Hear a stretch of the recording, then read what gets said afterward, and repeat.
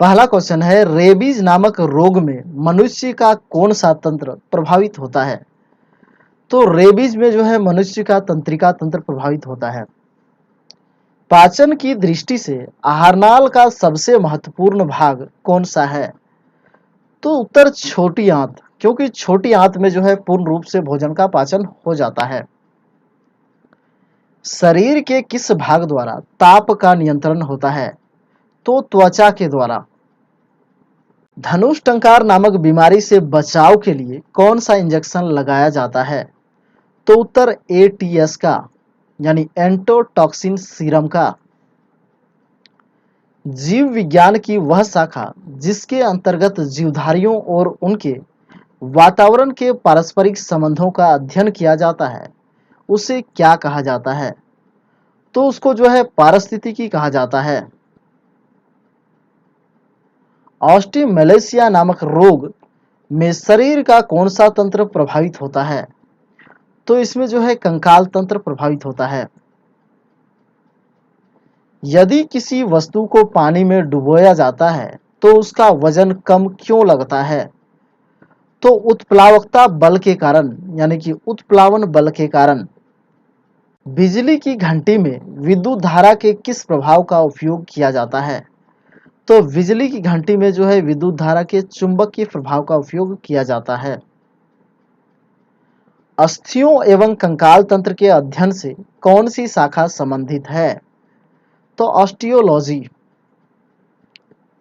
किस कोशिकांग को आत्महत्या के थैले कहते हैं? तो लाइसोसोम को जो है आत्महत्या का थैला कहा जाता है। कवकों की कोशिका भित्ति किस पदार्थ की बनी होती है? तो उत्तर काइटिन से। प्याज किस वानस्पतिक कुल से संबंधित है? तो प्याज जो है लिलियेसी से संबंधित होता है। हृदय पेशियों को किस धमनी के द्वारा रक्त पहुंचाया जाता है? तो कोरोनरी धमनी के द्वारा। शरीर के संतुलन के लिए मस्तिष्क का कौन सा भाग उत्तरदायी होता है? तो उत्तर सेरिब्रम। खुर, नाखून, सींग एवं दांत किस प्रकार के कंकाल के उदाहरण हैं? तो ये सभी जो है बाह्य कंकाल का उदाहरण है। इंसुलिन का क्या कार्य है? तो यह जो है रक्त में ग्लूकोज की मात्रा को नियंत्रित करता है। रेडियो सक्रियता की खोज किसने की थी? तो हेनरी बेकुरल ने।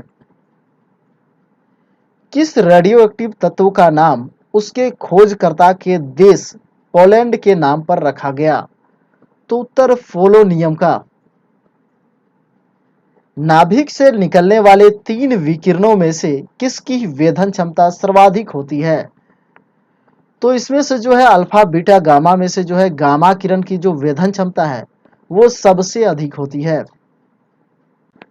सिरका उद्योग में कौन सा जीवाणु प्रयुक्त किया जाता है? तो उत्तर एसिटोबैक्टर एसिटी का प्रयोग किया जाता है। किस जीवाणुओं को साइनोबैक्टीरिया के नाम से भी जाना जाता है? तो नीले हरे शैवाल को जो है साइनोबैक्टीरिया के नाम से भी जाना जाता है। धान का वैज्ञानिक नाम क्या है? तो उत्तर ओराइजा सेटाइवा। आनुवांशिकता का सिद्धांत किसने प्रतिपादित किया था? तो यह जो है मेंडल ने प्रतिपादित किया था। सिरका किसका वाणिज्यिक नाम है? तो सिरका जो है एसिटिक अम्ल का वाणिज्यिक नाम होता है। रॉकेट की गति पर किसके संरक्षण का सिद्धांत लागू होता है? तो रेखीय संवेग संरक्षण का। अपमार्जक मिलाने से पानी के पृष्ठ तनाव पर क्या प्रभाव पड़ता है? तो अपमार्जक मिलाने पर जो है पानी का पृष्ठ तनाव घट जाता है। कितने इलेक्ट्रॉन मिलकर एक माइक्रो एम्पियर धारा विद्युत धारा का बनाते हैं? तो उत्तर 6.25 गुना 10 पर पावर 12।